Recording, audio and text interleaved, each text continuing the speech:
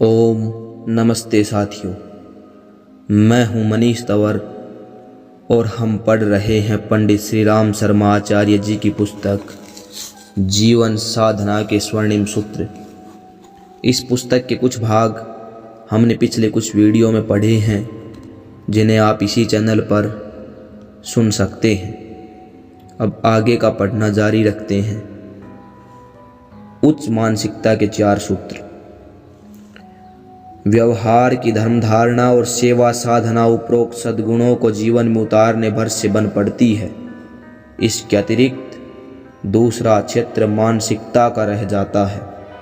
उसमें चरित्र और भावनात्मक विशेषताओं का समावेश किया जा सके तो समझना चाहिए लोक परलोक दोनों को ही समुन्नत स्तर का बना दिया गया।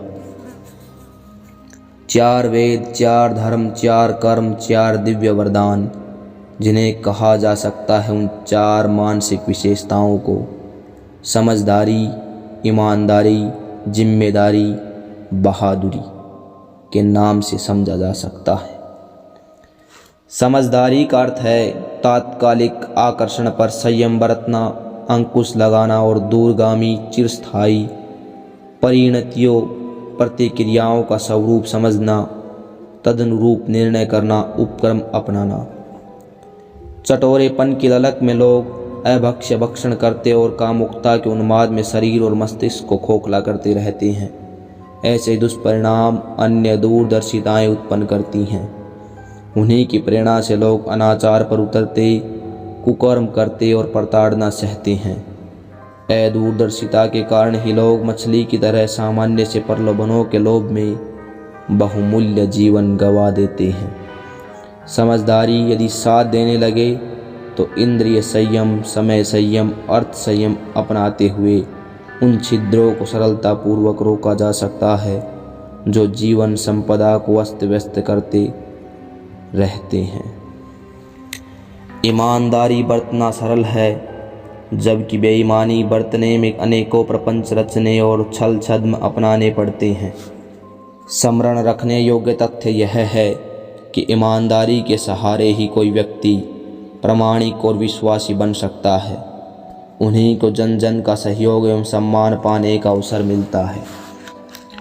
उत्कर्ष अभ्युदय के लिए इतना अवलंबन बहुत है, आगे की गतिशीलता को अनायास ही चल पड़ती है।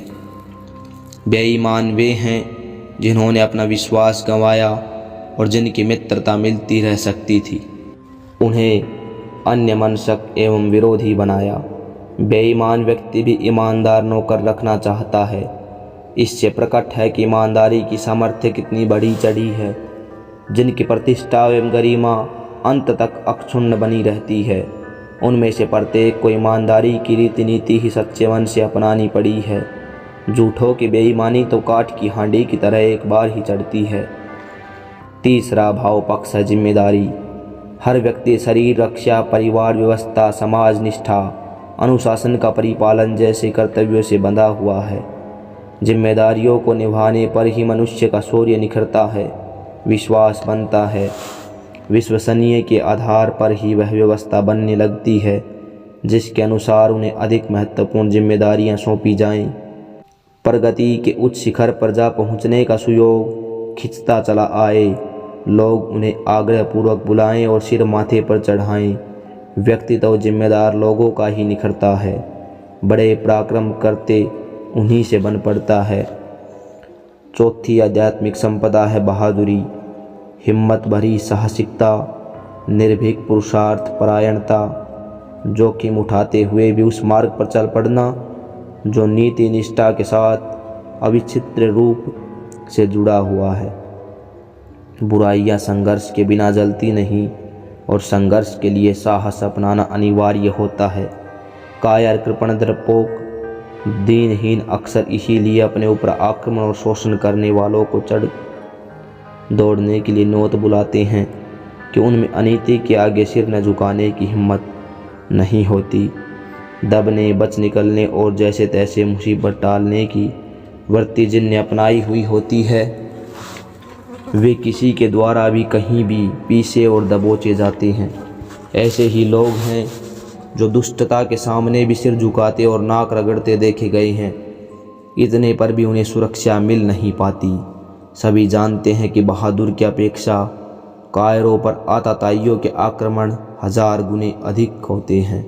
कठिनाइयों से पार पाने और प्रगति पथ पर आगे बढ़ने के लिए साहसी एकमात्र ऐसा साथी है जिसको साथ लेकर मनुष्य एकाकी भी दुर्गम दिखने वाले पथ पर चल पड़ने एवं लक्ष्य तक जा पहुंचने में समर्थ हो सकता है। पंचशील और 4 वर्चस्व, इस प्रकार यह 9 की संख्या युग धर्म के अनुरूप बैठती है। सौरमंडल के ग्रह 9 हैं।